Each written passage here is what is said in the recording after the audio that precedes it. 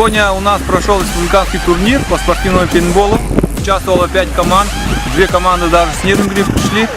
У нас такого не было, так что команд спортивных каждым годом медленно, но увеличивается. Это нас очень радует. Федерация пейнтбола проводит каждую неделю спортивный турнир. То это городской, республиканский, кубок семьи, молодежный кубок у нас намечается. И каждую неделю проводится сценарная игра. Прогнозы мы городские турниры решили провести каждый месяц, в конце последний выходной каждого месяца. Он будет проходить в городском парке, чтобы было больше игроков. Федерация пейнтбола приглашает всех вас принять участие в спортивных турнирах.